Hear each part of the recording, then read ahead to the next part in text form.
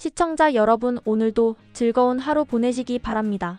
오늘의 사연 시작하겠습니다. 안녕하세요. 저는 40대 초반의 평범한 주부입니다. 요즘 들어 부쩍 삶에 대해 많은 생각을 하게 됩니다. 나이 40을 넘기고 나니 세상이 조금은 달라 보이기도 하고 사람이라는 존재의 복잡함도 더 깊이 느껴지더라고요. 누구는 세월이 사람을 단단하게 만든다고 하지만 저는 오히려 나이를 먹을수록 사람의 속내는 더 쉽게 읽히지 않는다는 생각이 듭니다. 특히 가족이라는 이름 아래 묶여있는 관계들, 그 중에서도 자가 붙는 관계는 정말 묘한 힘을 가지고 있어요. 평소엔 차분하고 점잖던 사람도 시부모가 되고 시누이가 되고 시동생이 되는 순간 전혀 예상치 못한 모습으로 바뀌는 걸 경험하면서 이건 단순한 성격의 문제가 아니라 시대와 문화, 그리고 기대감이 얽히고 설킨 복합적인 현상이 아닐까 싶기도 합니다. 저는 서울에서 태어나 자라고 도시의 분주함과 효율적인 생활에 익숙한 사람이었습니다. 그래서인지 지방에 있는 시댁과의 물리적 거리는 물론 정서적 거리까지 함께 느껴지는 것은 어쩔 수 없었어요.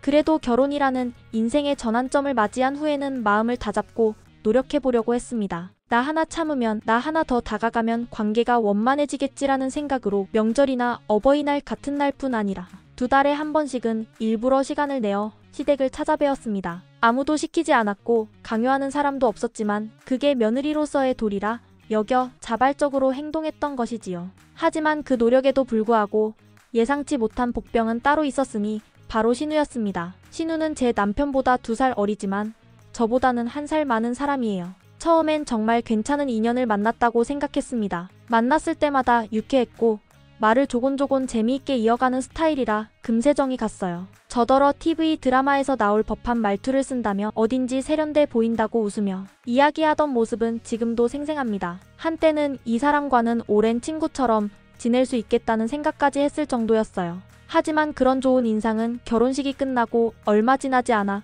산산이 깨졌습니다. 신우는 어느 순간부터 말끝마다 트집을 잡기 시작했어요. 대놓고 뭐라고 하지는 않지만 애매하게 비꼬거나 은근히 불편한 말을 툭툭 던지며 제 마음을 건드리기 시작한 겁니다. 언젠가는 아무렇지도 않게 전화를 걸어와 형님, 시부모님께는 얼마나 자주 전화드려요? 라든가 아버님 생신에는 얼마 드리셨어요? 같은 질문을 해왔죠. 그때 저는 아직 결혼한 지 얼마 되지 않은 초보 며느리였고 세상 물정에도 어두웠기에 그런 질문들이 어떤 의미를 담고 있는지 깊이 파악하지 못했어요. 그냥 솔직하게 있는 그대로 대답했죠. 일주일에 2~3번 전화드린다고 하면 그 정도로는 부족하지 않아요? 라는 말이 돌아왔고 생신 때 드린 금액을 말하면 그건 너무 적지 않아요? 하며 은근히 간섭을 했어요. 마치 제가 형편없는 며느리라도 되는 양 기준을 들이밀며 평가하려 드는 듯한 태도에 점점 스트레스를 받기 시작했습니다. 게다가 신우는 지방의 다른 도시에서 따로 살고 있어요. 본인도 바쁜 삶을 살고 있으면서 왜 그렇게 저에게는 시댁과의 관계를 놓고 잣대를 들이대는지 이해가 가지 않았습니다. 솔직히 속으로는 당신이나 잘하세요 라는 말을 수도 없이 되뇌었지만 입 밖으로는 절대 내지 못했어요. 괜히 가족 간의 갈등을 키우기 싫었고 무엇보다 남편에게 부담을 주고 싶지 않았거든요. 이쯤에서 남편 이야기를 안 할 수 없네요. 저희 남편은 경제적으로는 참 알뜰한 사람입니다. 누군가는 너무 검소하다, 혹은 돈 쓰는 걸 겁내는 것 같다고 말할 수도 있겠지만 저는 그런 점에서 오히려 믿음이 갔어요. 남편은 지방에서 서울로 유학을 와 혼자 힘으로 학비와 생활비를 충당하며 살아온 사람입니다. 학업과 일을 병행하며 과외, 아르바이트를 틈틈이 하며 쓴 돈보다 모은 돈이 더 많았던 시절을 보내며 성실함이라는 말이 몸에 밴 사람이에요. 가진 거라곤 500만 원뿐이었고 처음 살던 곳은 고작 월세 27만 원짜리 좁은 하숙방이었습니다. 하지만 그는 그곳에서도 허투루 살지 않았어요. 더 나은 내일을 위해 한 푼 두 푼 아껴가며 마침내 보증금 500만 원에 월세 20만 원짜리 원룸으로 옮겼죠. 그때 시아버지께서 무척 기뻐하셨습니다. 아들이 독립해서 제 힘으로 살아가려는 모습이 대견했던 거겠지요. 그리고는 첫 출발엔 부모로서 힘을 보태고 싶다며 보증금을 주시겠다고 하셨는데 남편은 끝까지 사양했어요. 결국 시아버지의 진심 어린 설득에 마음이 누그러져 감사한 마음으로 그 돈을 받고 첫 보금자리를 마련하게 된 것이죠. 남편은 지금까지도 같은 원칙을 지키며 살아갑니다. 직장에 들어가 월급을 받기 시작한 이후부터 지금까지 언제나 급여의 절반은 먼저 적금 통장으로 보냅니다. 생활비는 남은 돈으로만 해결하고 부족하면 줄여서 쓰면 됐지 적금을 깬 적은 단 한 번도 없습니다. 그런 글을 보며 저는 가끔 감탄합니다. 어떻게 저토록 꾸준할 수 있을까? 말처럼 쉬운 일이 아니잖아요. 하지만 남편은 그걸 20년 가까이 해내고 있어요. 그는 늘 말하곤 합니다. 사람 욕심은 끝이 없어. 쓰고 남은 돈으로 저축하겠다는 사람은 평생 저축 못해. 무조건 먼저 저축하고 남는 돈으로 살아야 그게 진짜 돈을 모으는 길이야. 예전에는 그 말이 그저 당연하게만 들렸는데 지금은 그 철학이 얼마나 삶을 바꿔놓을 수 있는 힘을 지녔는지 실감합니다. 저는 그런 남편이 참 자랑스럽습니다. 그의 근면함과 절제력은 가정의 기둥이 되어주었고 저 역시 그 모습을 보며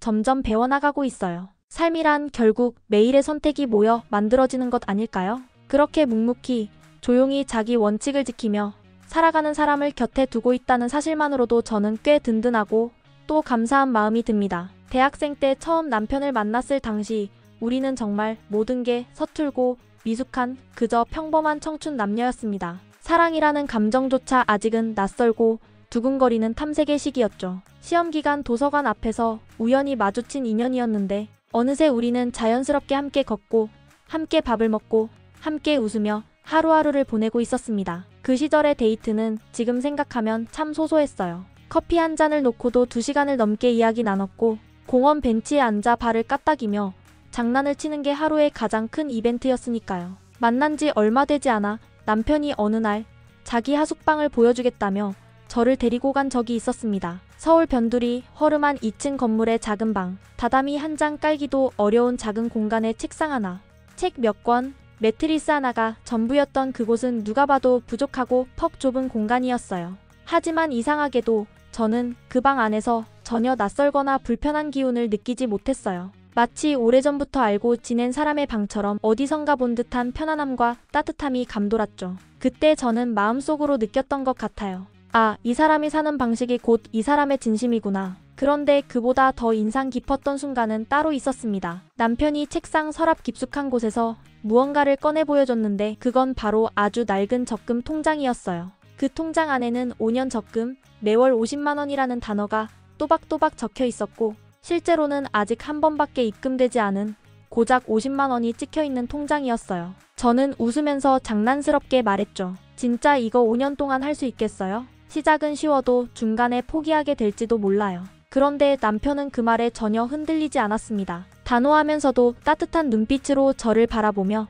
이렇게 말했어요. 자동이체 시켜놓고 까먹고 있으면 돼. 그럼 어느새 5년은 오고 그 통장도 차 있을 거야. 그때 저는 알 수 없는 신뢰감 같은 게 마음 한편에 자리 잡는 걸 느꼈습니다. 이 사람 작지만 단단한 꿈을 가진 사람이다. 허세 없는 진심과 계산된 미래가 오히려 더 멋있게 느껴졌습니다. 그 시절 대학 캠퍼스는 낭만과 자유의 공기가 가득했어요. 특히 부모님 덕에 넉넉하게 사는 남학생들은 최신 옷과 신발로 멋을 내고 수입차를 타고 학교 앞에 데려다주는 친구들도 있었죠. 그들에 비하면 남편은 외모도 스타일도 가진 것도 다소 평범했지만 저는 오히려 그런 현실적이고 꾸밈없는 모습에서 더 진한 매력을 느꼈습니다. 그는 공모전, 장학금, 아르바이트 등을 닥치는 대로 하며 학비와 생활비를 스스로 벌었고 틈틈이 모은 돈으로 조금씩 미래를 준비해 나가던 사람이었어요. 작은 적금부터 시작했던 남편은 그렇게 차근차근 돈을 모아 어느덧 2년 만에 4천만 원이라는 큰 금액을 만들었습니다. 그리고 우리는 그 돈으로 결혼 전 서울 외곽의 반지하 전셋집에 들어가 함께 살기 시작했습니다.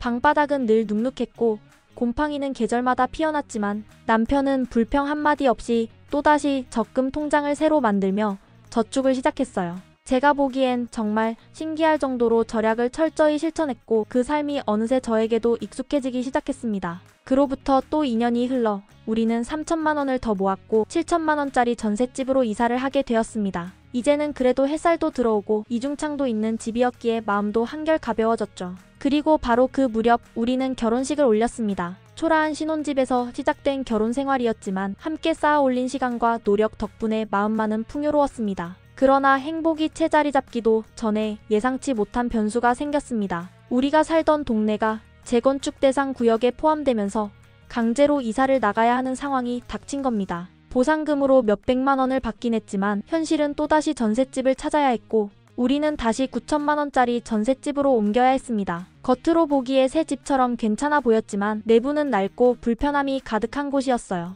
여름이면 집 안에서 땀이 비 오듯 흘렀고 겨울이면 내복에 추리닝 2겹을 껴입어도 손끝이 시릴 정도였죠. 전기세, 수도세 계량기가 따로 없어 위층 세입자와 공과금 문제로 갈등도 잦았습니다. 그럼에도 남편은 단 한 번도 짜증을 내지 않았습니다. 여전히 변함없이 저축을 하고 장기적인 계획을 세우며 묵묵히 앞을 바라봤어요. 때로는 이런 사람이 너무 현실적이라 재미가 없다고 느껴질 수도 있었겠지만 저는 달랐습니다. 세상에 이토록 변하지 않는 마음을 가진 사람과 함께할 수 있다는 것이 오히려 얼마나 큰 행운인가 싶었어요. 그러던 어느 날 우리에게 결정적인 기회가 찾아왔습니다. 우리가 쫓겨나다시피 나왔던 바로 그 자리에 새 아파트가 들어서며 분양이 시작된다는 소식이 들린 것이죠. 망설일 이유가 없었습니다. 남편은 바로 계산기부터 꺼냈고 중도금과 잔금, 취득세까지 어떻게 마련할지를 하나하나 계획하기 시작했습니다. 대출은 어디서 얼마를 받을지, 혹시라도 급한 상황이 오면 어떤 순서로 자금을 조달할지를 몇 날 며칠 밤새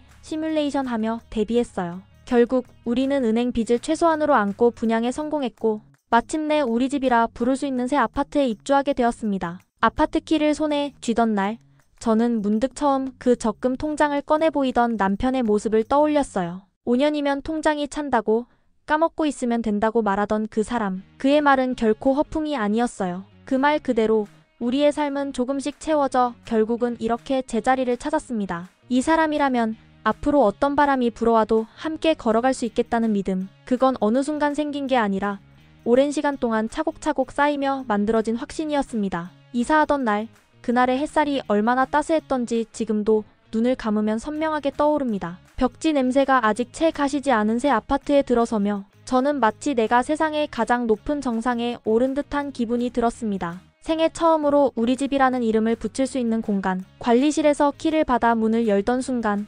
남편과 저는 마치 숨겨진 보물이라도 발견한 아이처럼 서로를 바라보며 웃었죠. 손에 쥔 건 아파트 키 하나였지만 마음속에 품은 건 그보다 훨씬 더 크고 단단한 무언가였습니다. 짐을 옮기고 대충 정리한 뒤 조그마한 테이블 위에 와인 한 병을 올려놓고 마주 앉았어요. 안주라고 해봐야 배달 삼겹살 몇 점과 견과류 조금뿐이었지만 그 순간만큼은 오마카세보다 값졌습니다. 남편이 웃으며 말했어요. 우리도 오늘만큼은 비싼 술 먹자. 서로 피식 웃고 잔을 맞대는데 어느새 눈물이 주르륵 흘러내렸습니다. 말없이 서로의 손을 잡고 그렇게 한참을 울었습니다. 그 눈물은 슬픔이 아닌 지난 시간의 고단함과 인내의 시간이 만들어낸 감격의 물줄기였어요. 그것은 수많은 자제와 절약, 오해와 불편 속에서 결국 이뤄낸 우리의 성취에 대한 눈부신 헌사였습니다. 지금 생각해보면 그날이 제 인생에서 가장 찬란하고 벅찼던 하루였습니다. 그 어떤 생일도 결혼기념일도 명절도 따라올 수 없는 우리만의 기념일.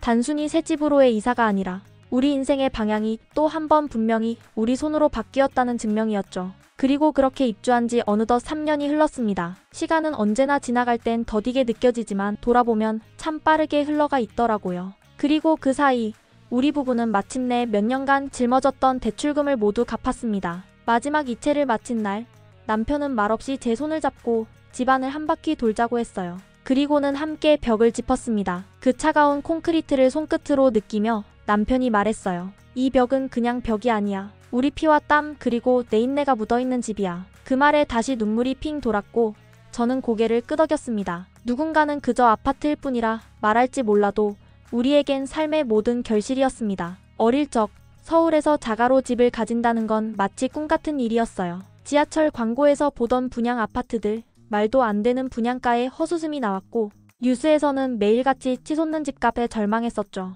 그런데 지금 저는 정말 조심스럽지만 당당하게 말할 수 있어요. 네, 저 서울에서 자가 아파트 가진 여자입니다. 그 한 문장이 그냥 자랑이 아니라 저와 남편의 지난 10여 년의 투쟁이자 증명입니다. 우리의 집은 단지 위치나 시세 때문이 아닙니다. 이 집을 향한 애착은 그보다 훨씬 더 본질적이고 깊은 이유에서 비롯됐습니다. 대학생 시절부터 함께 컵라면을 나눠 먹고 밤새 아르바이트한 돈으로 고장난 전기밥솥 대신 중고 전기포트를 사서 쓰던 시절을 지나 어느새 우리는 부채를 다 갚고 자가로 된 집에 살게 되었어요. 남편은 원래부터 실속 있는 사람이었지만 저 역시 그런 사람과 함께 지내다 보니 자연스럽게 바뀌게 되더라고요. 이 집은 남편 혼자 일군 성취가 아니라 저도 같이 뛰고 함께 버틴 끝에 도달한 자리입니다. 그러니 제게도 너무나 자랑스럽고 소중한 공간입니다. 하지만 언제나 그렇듯 삶은 늘 고요하게만 흘러가지 않죠. 예상치 못한 방향에서 문제는 스멀스멀 찾아왔습니다. 바로 신우이였습니다. 신우는 우리보다 2살 어렸지만 대학 졸업 이후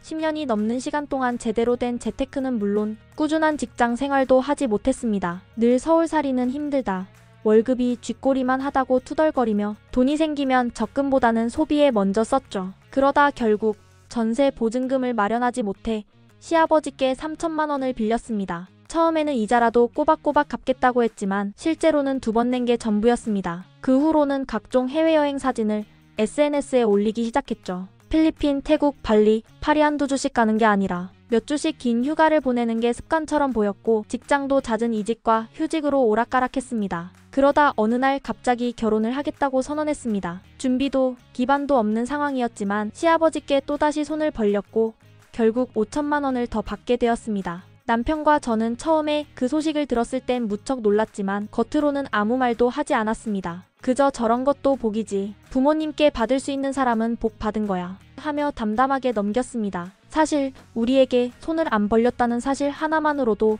다행이라는 생각을 했어요. 그런데 평화는 그리 오래가지 못했습니다. 지난 추석 온 가족이 모인 자리에서 일이 터졌습니다. 작은 아버지들, 사촌들, 작은 어머니들까지 모두 둘러앉아 식사하던 중 신우가 숟가락을 내려놓으며 아무렇지도 않게 한마디 했어요. 오빠네는 부모님 도움 많이 받아서 서울에 집 샀잖아. 그 한마디 정말 폭탄이 떨어진 것 같았습니다. 갑작스러운 말에 저는 멍하게 신우를 바라봤습니다. 그 말은 단순한 사실 왜곡이 아니라 우리 부부가 지난 세월 동안 땀 흘려 일군 삶을 단번에 무너뜨리는 독한 말이었거든요. 더 놀라웠던 건 시어머니의 반응이었습니다. 아니, 무반응이었습니다. 그 자리에 있던 어른들 중 누구 하나 그건 아니지라는 말을 해주지 않았고 시어머니 역시 아무런 해명도 없이 조용히 앉아만 계셨습니다. 그 순간 제 옆에 있던 남편의 얼굴이 굳어지는 걸 봤습니다. 평소엔 자기 동생에게 큰 소리 한 번 못 치는 사람이었는데 이날만큼은 달랐습니다. 조용하고 낮은 목소리였지만 그 안에 담긴 울분은 또렷했습니다. 대학 시절에 보증금 500만 원 받은 거 말고는 그 어떤 돈도 부모님께 받은 적 없습니다. 아파트 살 때 빌린 돈도 모두 이자까지 갚았습니다. 분명하고 단단한 목소리였어요. 그리고 저는 더 이상 참을 수 없었습니다. 너무도 억울하고 너무도 분했기 때문입니다. 그래서 자리에서 바로 말을 이어받았습니다. 아가씨야말로 결혼 전까지 돈 한 푼 안 모으고 아버님 돈으로 해외여행 다녔잖아요. 결혼할 때도 5천만 원이나 지원 받으셨고요. 왜 없는 얘기 지어내세요? 정적이 흘렀고 신우는 당황한 얼굴로 고개를 숙였습니다. 그날 밤 집으로 돌아오는 길 차 안은 무겁게 가라앉았고 아무 말도 하지 않던 남편이 제 손을 잡고 조용히 말했습니다. 미안해. 괜히 내가 상처받게 해서. 저는 고개를 저으며 말했어요. 아니야. 우리는 진짜 열심히 살았고 지금도 잘 살고 있어. 당당하잖아. 괜찮아. 그리고 그 말은 정말 제 마음속에서 우러난 진심이었습니다. 우리는 잘 살고 있고 당당하고 누구보다도 성실하게 한 걸음씩 걸어온 사람들입니다. 그 무엇도 그걸 부정할 순 없어요. 명절이 끝나고 나서 며칠 지나지 않아 시아버지께서 남편에게 전화를 걸어오셨습니다. 평소처럼 반가운 인사를 건네실 줄 알았지만 첫 마디부터 다짜고짜 어머니가 알아놓으셨다는 말씀이셨습니다. 남편은 얼떨떨했고 저는 그 소식을 전해 듣고 도무지 납득할 수가 없었습니다. 도대체 왜? 어떤 이유로 몸져누우실 정도로 속을 끓이셨다는 건가요? 우리가 뭘 그렇게 잘못했단 말인가요? 무슨 대역죄라도 지은 걸까요? 처음엔 단순히 걱정이 앞섰어요. 정말 건강상의 이상이 생기신 건 아닐까? 그런데 시간이 지나면서 점점 의심이 들기 시작했습니다. 이건 병이라기보단 감정적인 아리가 아닐까? 결국 신우의 말 한마디로 인해 벌어진 가족 간의 균열이 시어머니를 자극한 것이란 사실이 서서히 드러났습니다. 그리고 설상가상으로 신우에게서도 전화가 왔습니다. 벨이 울리는 순간부터 심장이 철렁했어요. 이번엔 무슨 말을 들으려나 싶어 떨리는 손으로 전화를 받았죠. 그런데 예상은 역시 틀리지 않았습니다. 수화기 너머에서 들려오는 목소리는 마치 화산처럼 분노를 뿜어내고 있었습니다. 형님, 어떻게 사람들 많은 데서 그런 식으로 부모님을 망신 줄 수가 있어요? 도대체 생각이 있는 거예요? 없는 거예요? 부모님 위신이 땅에 떨어졌다고요. 그 말에 저는 어안이 벙벙했습니다. 순간 입이 다물어졌고 속이 끓어오르면서도 차분하려 애썼습니다. 하지만 애써 쌓아온 인내심은 이미 바닥이었어요. 그래서 조용하지만 단호한 목소리로 말했습니다. 그건 아가씨가 거짓말을 시작해서 생긴 일이잖아요. 정당한 경로로 살고 있는 우리 부부를 왜 거짓으로 포장해서 깎아내렸어요? 도대체 왜요? 뭘 위해서요? 그 말에 신우는 순간 멈칫하더군요. 그 짧은 침묵 속에서 저는 오래도록 참아온 분노를 더는 억누를 수 없었습니다. 아무 쓸데없는 말 꺼내서 일을 키우지 말았어야죠. 우리가 한마디라도 헛소리를 했나요? 누구 하나 허튼 말 안 했으면 조용히 흘러갔을 일이에요. 괜히 본인 입이 문제 만들어 놓고 왜 우리한테 화풀이해요? 그동안 묵묵히 감내해온 신우의 무례함, 간섭, 뒷담화, 비꼬는 말투 제가 다 참았지만 이번만큼은 참을 수 없었습니다. 이건 단순한 오해가 아니라 우리 부부의 삶과 진심을 짓밟는 모욕이었으니까요. 신우는 한동안 말이 없었습니다. 그러다 겨우 그래도라고 말문을 열려 하길래 저는 마지막으로 이렇게 쐐기를 박았습니다. 오빠 반만큼이라도 닮아보세요. 지금까지 말만 어른이지 행동은 아직도 철부지잖아요. 누군가의 인생에 대해 함부로 말할 자격 아직도 아가씨에겐 없어요. 그리고 저는 전화를 끊었습니다. 말끝을 흐리며 빠져나갈 여지를 주고 싶지 않았습니다. 그 일이 끝이 아니었습니다. 어제는 시어머니에게서 직접 전화가 왔습니다. 차분하게 시작된 통화였지만 본론으로 들어서면서 목소리가 점점 무거워졌습니다. 어떻게 사람들 앞에서 어미 체면을 그렇게 구길 수 있냐. 너희 말에 어미 가슴에 대못이 박혔다. 순간 저는 무슨 말을 해야 할지 몰랐습니다. 마치 제가 무슨 몹쓸 짓을 한 사람처럼 느껴지는 말투였고 나도 모르게 사실대로 말했을 뿐이에요 라며 변명처럼 말하고 말았습니다.